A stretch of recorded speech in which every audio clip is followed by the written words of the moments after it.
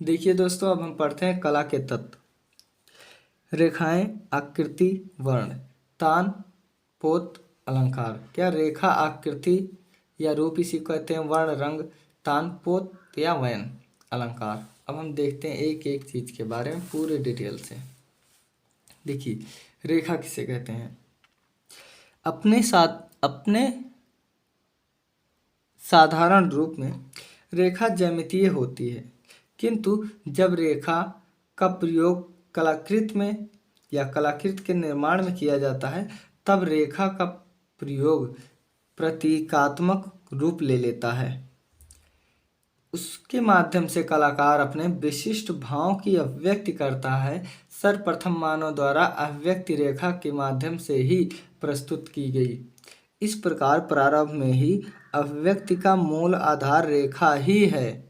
भारतीय चित्रकला रेखा प्रधान है, अतः अजंता से लेकर बंगाल तक कलाओं द्वारा रेखाओं से अनुपम सौंदर्य को बिखेरा गया है। परंपरा रेखाओं में कौन सी रेखाएं के गूढ़तम सौंदर्य के दृष्टि को देखा जा सकता है। तो सामान्यतः दो, एक सरल रेखा, एक वक्र रेखा। रेखा की परिभाषा। रेखा दो बिंदुओं या दो सीमाओं के बीच की दूरी है जो बहुत सूक्ष्म होती है और गति की रेखा निर्देशित करती है। ये सही परिभाषा है।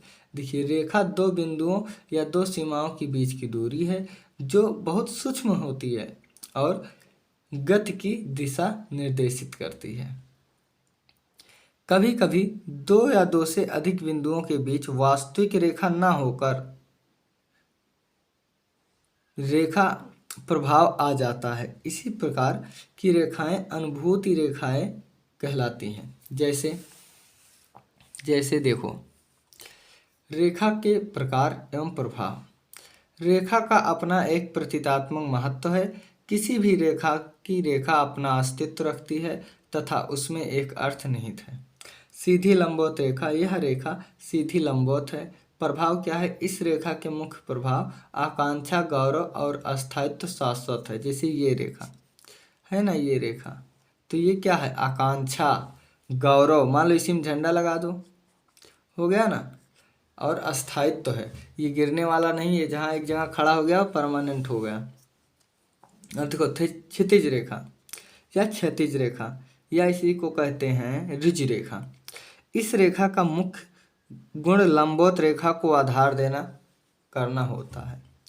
तो देखिए, ये मान लो ऐसे बन गया था, ये कोई रेखा लटक रही है ना, लेकिन यही जब हम ऐसे आधार दे देंगे तो लगेगा नहीं, ये रेखा जो है इससे मिला हुआ है, रुकी हुई रेखा है। ठीक है, अब आगे देखते हैं इसका अर्थ क्या है। देखिए, इस रेखा के मुख्य प्रभाव विश्राम, स्थित, शांति, मौन, संतुलन है। देखो ऐसे है तो कोई सो रहा है, इसे बना दो, आराम कर रहा है, ये सब है। मौन है, शांति है। कोणीय रेखा, इस रेखा के मुख्य प्रभाव व्याकुलता, संघर्ष, आघात, बेचैनी, असुरक्षा तथा अस्पष्टता होती है। क्या, जब ऐसे रेखा तिरछी गई होती है, जिसे कर्ण कहते हैं, कर्णवत रेखाएं या कोणीय। ठीक है, क्या, व्याकुलता, संघर्ष, आघात, बेचैनी, असुरक्षा, स्पष्टता। अब देखिए, वो कोणीय है, ये कर्णवत रेखा है। आड़ी रेखा कर्णवत रेखा कहते हैं।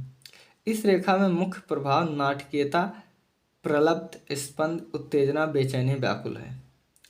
एक पुंजीय रेखा, एक पुंज से निकलने वाली रेखाएं एक पुंजीय कहलाती है। प्रभाव है, इस रेखा के मुख्य प्रभाव एकाग्रता, शक्ति, स्वच्छंदता, अभिलाषा, शोभा, लवलीनता, स्वदेश प्रेम व प्रसार है। अब देखते हैं हम अर्तुल रेखाएं।